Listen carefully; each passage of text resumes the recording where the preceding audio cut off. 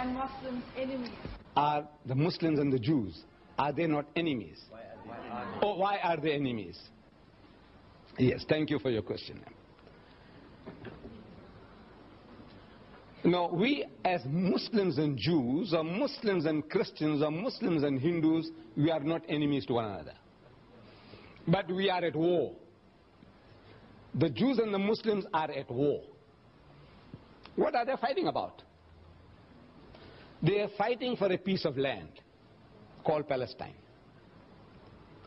My brothers, the Arabs, they say Palestine belongs to them. My cousins, the Jews, they say Palestine belongs to them. It's a battle for the land. You have between brothers and brothers. Brother, they're all, among us especially. Father dies, and you find that this estate can't be settled. They must go to court. They must go to court. The dividing the shares, the inheritance. There's a war after war. Every Indian, I'm talking about the Muslims. You see, I don't know about the Hindus so much. But I know my own people. You have to go to court. You have to go to court. So, this is brother and brother. We are brothers and cousins now. And both are claiming the same piece of land. What are the rights and wrongs of it? Now that is something that we can discuss. We can talk. For example, I'm talking to the Jews. I said, come and talk to me. I'm talking to the Jews. I've spoken to them at the University of Cape Town. I've spoken to them here at the Natal University.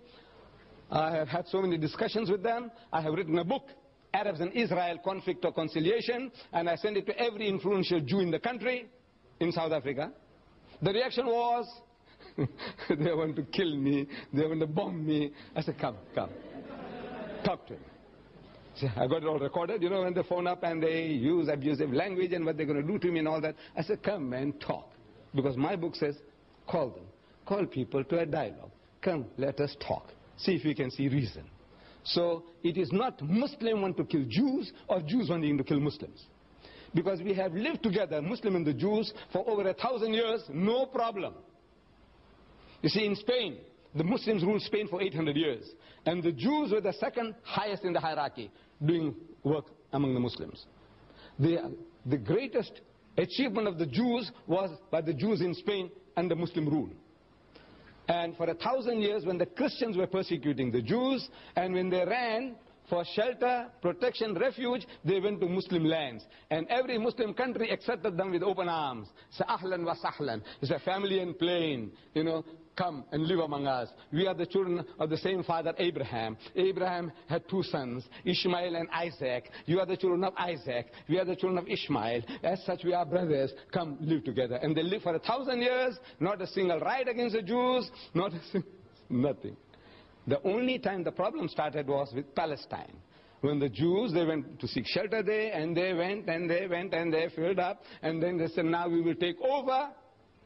For the first time, the Muslim wakes up to the reality. He says, now everything, this guy is going to take it over. Inch by inch, the guy's got in. Now, he's got the backing of the Western nations, and he's technologically more advanced than the poor Palestinians. Illiterate, ignorant people, and he says, now these are easy meat for them. So now they wake up, he says, no man, this is not right. So this conflict from 1918 onwards, prior to that, no problems between the Muslims and the Jews. Any other question? Yes, my son. What's your opinion on satanic verses? Well, as the word says, satanic. The guy is satanic. The guy who wrote the satanic verses is satanic. You see, the trouble is that bulk of the people, nobody has really read the book. In the Royal Albert Hall, I went and spoke about that book of Rushdie. 6,000 people. And I made the chairman to read the introduction. There's a poetic introduction, a quotation by Daniel Defoe, some literary man, his quotation about the devil. So I made the chairman to read it from the satanic verses.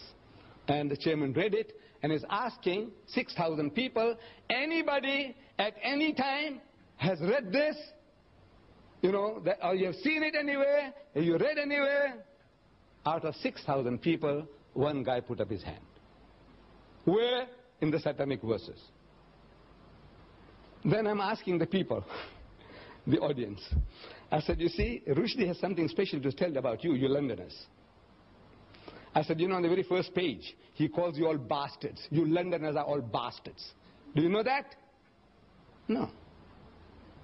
I said, Londoners, I said, you, whether you are an English Londoner, or a Pakistani Londoner, or a Sikh Londoner, or a Hindu Londoner, you are a Londoner, you are a bastard.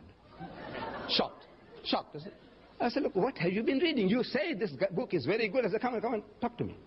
Then, of course, it was more than an hour's talk. I'm giving him what he says about Rama, what he says about Sita. Did you read it? He says, no. I said, you will want to kill him, you. What is about you white people? The whole white race. It says white women, no mine, fat, Jewish or non-differential. White women, I can't say. There are other words. What they are good for. I can't. But I said, now you talk to me. You want to know? I said, you white man, you know what he says about your mother, your wife, your sister, your daughter, you Jew? You know what he says about your mother, your wife, your sister?